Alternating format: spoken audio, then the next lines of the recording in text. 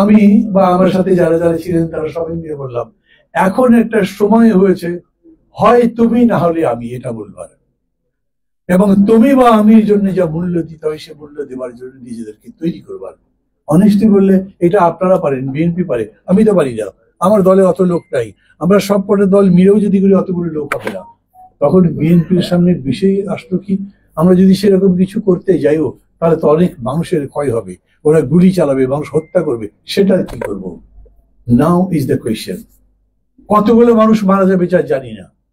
আমি বা আপনি দলের বা এই আন্দোলনের নেতৃত্ব দিচ্ছি, আমি বা আপনি দায়িত্ব নিয়ে এই সিদ্ধান্ত নেব কিনা যে যাই মানুষ মারা যাক বা যাই হোক, দায়িত্ব আমার, কারণ আমাকে আন্দোলন বিজয়ী করতে হলে এই কাজটা করতে হবে।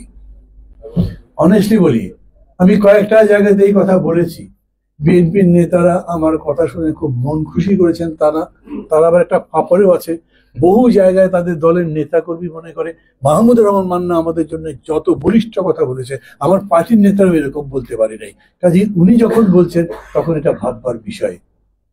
একদম সিম্পল কথা হচ্ছে, সবচাইতে বড় দল, এত অসাধারণ জনপ্রিয়তা কেবলমাত্র পুতুপুতু করবার কারণে আন্দোলনের মূল লাইন থেকে ছিটকে সাইড লাইনে চলে গেছে। ছাত্ররা ওই চ্যালেঞ্জটা নিয়েছে এবং সেই চ্যালেঞ্জ দিয়ে যেরকম মানুষ জান জড়িয়ে দিয়েছে, শুধু ছাত্ররা, সমস্ত মানুষ। ওই যে যখন আর্মি চিফ কে ডেকে শেখ হাসিনা বলেছিলেন, বা এয়ারফোর্সের চিফকে ডেকে বলেছিলেন গুলি করতে থাকো, মানুষ মারতে থাকো, কিছু যায় আসে না, আমি ক্ষমতা থেকে সরবো না। ওরা তখন বলেছিলেন আর এটা সম্ভব হবে না প্রধানমন্ত্রী, কারণ একটা মরে তো 4টা দাঁড়ায়, একটা মরে তো 10টা দাঁড়ায়, কটা পারবেন আপনি? এই কাজ করা যাবে না। এবং এতেই তো তাদের পতন হলো।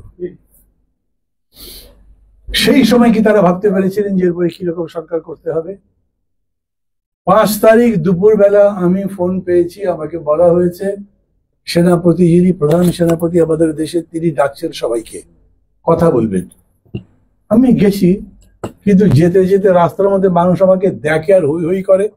শুধু 2 নম্বর গুলশান থেকে ওই জাহাঙ্গীর গেট যেতে যেতে আবার 3 ঘন্টা লেগেছে। আমি গিয়ে মিটিং পাইনি। পরে আপনারা কেউ কেউ হয়তো দেখেছেন, এখনো খুঁজে পাবেন ইউটিউবের মধ্যে, আসিফ নজরুল বলেছেন, তাকে যারা যারা দায়ী করেছেন যে উনি কি করেছেন, তখন উনি বলেছেন আমরা যারা বসেছিলাম তাদের কারো মাথার মধ্যে একটি বিপ্লবী সরকার ছিল না। থাকলে তো বলতো। যেদিন শপথ না হচ্ছে সেই শপথ অনুষ্ঠানে আমি ছিলাম, মানে সন্ধ্যার দিকে তো আমরা গেছি বঙ্গভবনে, কথা বলেছি, সেইখানে কিরকম করে সরকার হবে তার প্রস্তাব আমরা কেউ দিতে পারিনি ঠিক মতো। আমার নিজের মাথাও ছিল না। আর একটা কথা বলি, খবরেই বলি, 5 তারিখ সকালেও আমাকে 2-3 জন ফোন করেছেন, ভাই কিছু হবে, সত্যি সত্যি কি হবে, এই যে ছেলেরা এইভাবে জীবন দিচ্ছে।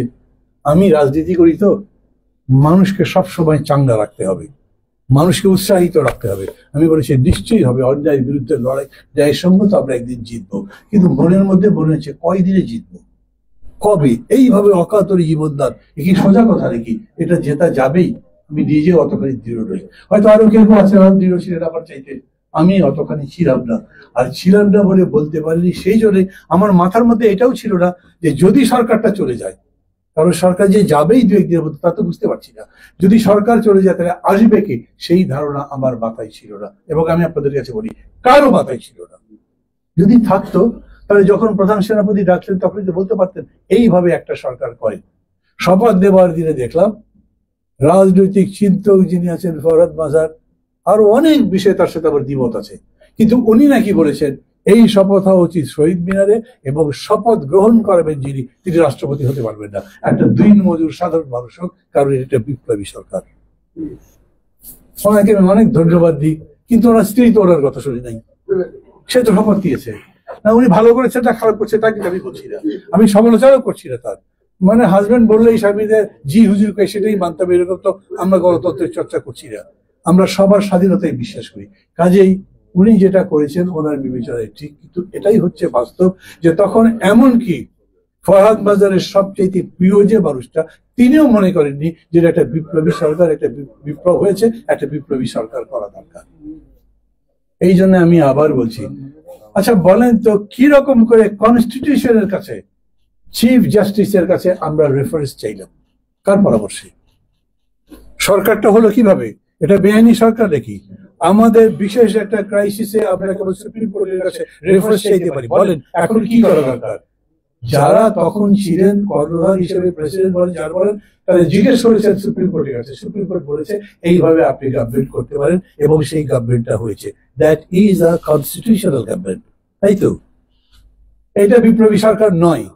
এই যে কনস্টিটিউশনাল গভর্নমেন্ট হলো, সেটা কে করতে বললো? এই বুদ্ধি পরামর্শ কে দিল? ডক্টর ইউনূস তার পক্ষে ছিলেন না?